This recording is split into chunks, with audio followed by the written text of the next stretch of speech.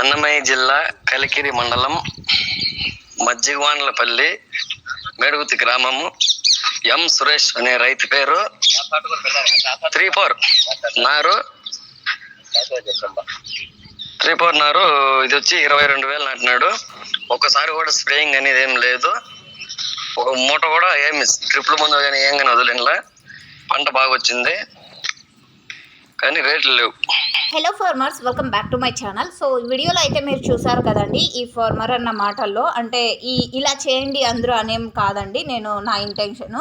So prices లేక అన్నకి ఏమాత్రం ఇంట్రెస్ట్ లేక సో టమోటా పెట్టిన తర్వాత ప్రైజెస్ అలా డౌన్ అయిపోయేసరికి సో అన్న అయితే ఏమాత్రం మందులు కానీ డ్రిప్ మందులు కానీ వదలడం కానీ స్ప్రేయింగ్స్ కానీ ఏమాత్రం ఇవ్వలేదు.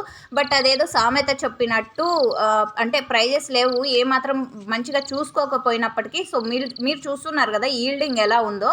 సో చాలా అంటే చాలా మంచిగా వచ్చిందండి పంట. ఏ మాత్రం మచ్చ కానీ ఊజీ కానీ సో ఇలాంటివి ఏ ప్రాబ్లం లేకుండా పంట అనేది మంచిగా వచ్చింది. ఇప్పటికీ కూడా ఏ మాత్రం ప్రైజెస్ పెరగడం లేదు. సో ఫార్మర్ అన్న అయితే ఇంకా ఒక కటింగ్ కూడా చేయలేదన్నమాట. ఫార్మర్ అన్న ఎంత విసిగిపోయింటే ఈ విధంగా ఉంటుందండి తోట. అండ్ ప్రైజెస్ ఇలా తగ్గిపోయినప్పుడు ఎవరు ఏ ఒక్కరు ముందుకు రారు. బట్ ఒక 100 రూపాయలు ప్రైస్ పెరిగితే గనక సో చాలామంది చాలా రకాలుగా రాండి, ఇలా ప్రైస్ పెరిగింది, ఈ విధంగా ఉంది సో అని ఎంతో ఇదిగా చెప్తారు. ఎన్నో యూట్యూబ్ ఛానల్స్లో చూసాం మనము.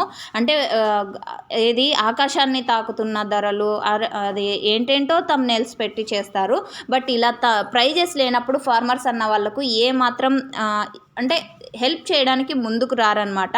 సో ఓకే ఫ్రెండ్స్, చాలామంది కష్టాలు పడతారు, అంటే ప్రాబ్లమ్స్ ఫేస్ చేస్తారు. పంట పండించాలి అంటే ఎండలకి వానలకు సో తట్టుకొని నిలబడాలంటే అన్ని స్ప్రేయింగ్స్ అన్ని ఫర్టిలైజర్స్ అన్నీ కూడా వదలడానికి. బట్ ఈ పంట చూసారు కదా ఏ విధంగా వచ్చిందో, అదే ధరలు లేనప్పుడు అన్నట్టు ఉంటుంది.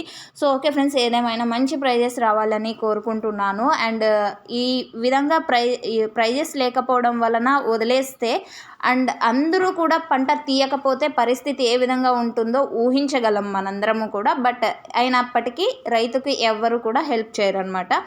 సో ఇది ఇన్ఫర్మేషన్. Thank you.